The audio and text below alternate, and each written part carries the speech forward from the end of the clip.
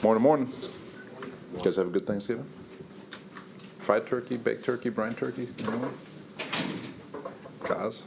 I didn't prepare it. Beats me, I ate it. Nothing new to report on the injury report with regards to Yeboah will be out and Rankins will be out. Now you have a couple of practices under your belt. What's your impression of how Mike has, reacted to this new role? Mike's been fine. He's he's a professional. He's you wouldn't tell one way or the other.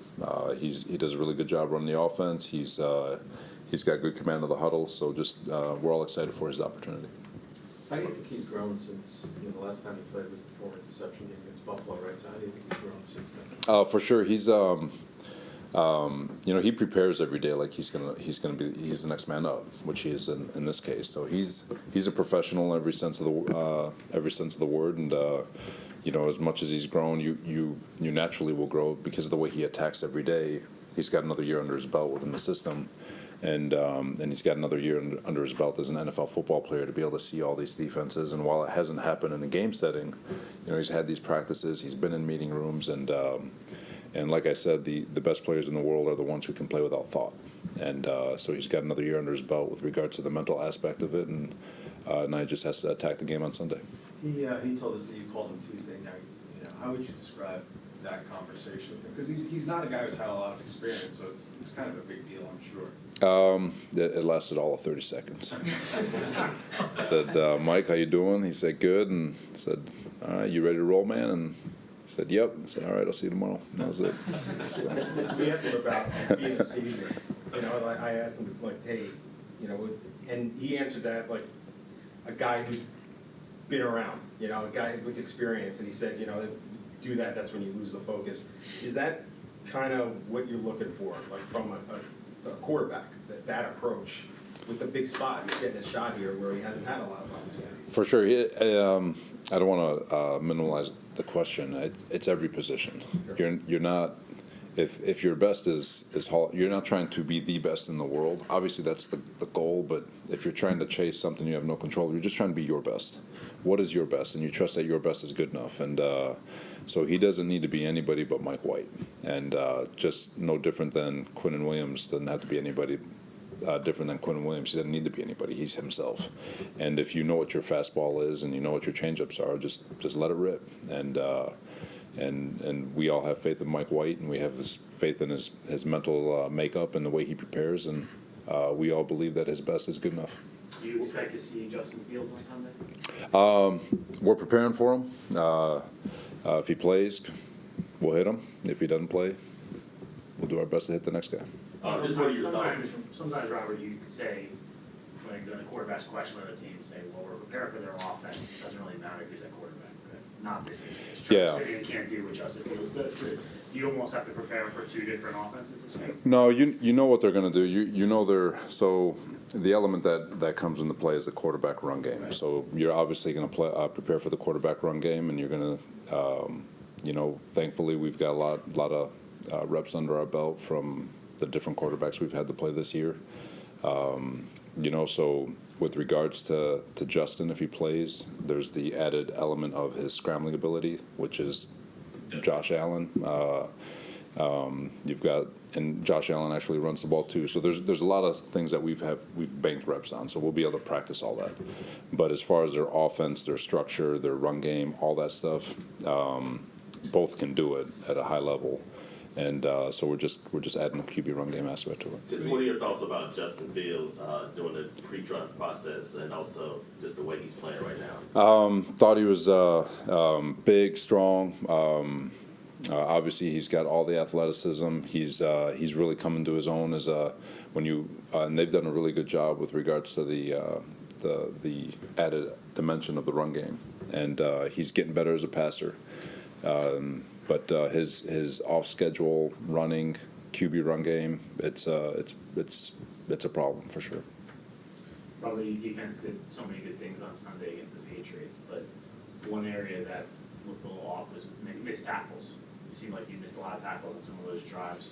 Is that something you've focused on this week? Is it something you highlighted? Yeah, coming off the bye week, it's, I don't want to say it's always a thing, but especially as you get later into the year, tackling for defenses usually kind of dwindle a little bit, and we touch on it every week, every Thursday when padded practices, we have some type of individual where we work on tackling and just work on angles, and that game was a really good chance for us to remind ourselves, like, this game is great defense is tackle, and obviously it wasn't our best tackling day, but something I don't think is a problem and something that we attack every week. What are your thoughts about the Bears just in general as a team? They play their asses off. Excuse my language. They play hard. They're a fun team to watch. They've been scoring a lot of points over the last 3 or 4 weeks, and you could see the personality. I think Eberflus is a fantastic head coach. He's a fantastic coach, and you can see their personality come to fruition. And they do a lot of really cool things. We're similar defensively in terms of just the philosophy of four-man rush and all that stuff, but really enjoy watching their tape this week. With Sauce, is there any concern that he won't play, or is No, he's playing. good? Yeah, he's fine. How about Herbert? Herbie's rolling. You talked the other day about Zach and kind of the reset and all that stuff. You have young coaches on offense, Mike and Rob are both young. Right? What's your faith level in those guys to kind of execute that plan of getting Zach back on track? I've got a lot of faith in them. The biggest thing with coaching obviously is teaching and all that stuff, and it's not. I think age is just a number, right? McVay was young once. Matt LaFleur, Kyle Shanahan was super young, and if to me, you just got to keep, just give them chances, and so for me, there's a lot of faith. I don't look at age. I just try to listen to what they're speaking, how they're speaking, listen to what we're coaching, and listen to how we're coaching, the content at which we're coaching, and just how is this all working together. And when you listen to it all, you just have there's a lot of faith in the building that we're all working together to do the right things. And obviously we can always be better, and I'll always challenge them to be better with verbiage and how much information are we giving versus how little information are we giving, because there's always a balance. I always say learned it from Ken Norton Jr., this is football, not fitball.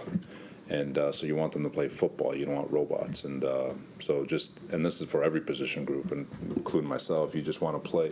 You want to teach in a manner that allows them to go express their fastball, to be able to throw their fastballs and changeups or whatever they have to do. But so you just want to find that balance. And I think they're smart enough to be able to recognize that balance, and they'll get better. Just like every player will get better, just like I'll get better. So, but I do have faith in them. Take a couple more. With the Bears defense trading perhaps two of their best players in Roquan Smith and Quinn, how have they kind of reinvented themselves after that trade? Trades? I won't get into the scheme that we're seeing, but I do. I think the philosophy is still there. There's still four-man rush. Obviously, they've got some pressures. They do a little bit of some other stuff, but you still see the philosophy that you see in an Eberflus type defense, and they're very well coached. They're very disciplined. They play hard. They play fast, and they've been getting better every single week. Robert, all the focus is on quarterback, but your run game is basically non-existent on Sunday. When you've been good this year, that's the way it's been going. How critical is it for you guys to get that back on track? Yeah, it's consistency more than anything. And anytime, whether it's offense, defense, special teams, there's an aspect of your game you just want to know that you can just line up and just do something in. And right now, just trying to find that consistency. What is that on offense? You'd like to think it's run game. Could it be something in the past?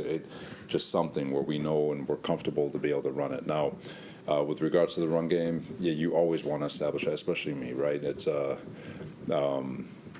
you just want, it's a mentality, but it's not lacking in ability. It's consistency, to be able to go in, down out, stay away from negative yards, try to push forward. Understanding 2 and 3 yard runs are good enough, and just to try to stay on schedule to create third manageable situations. It's all encompassing, but for sure, it's always important. But more importantly is the consistency to be able to count on it week in and week out. How much does getting Corey back help that whole operation? I think it's big, and sometimes you don't feel it until they come back, and just the professionalism, the detail, the walkthrough, just the deliberateness at which he goes about every rep.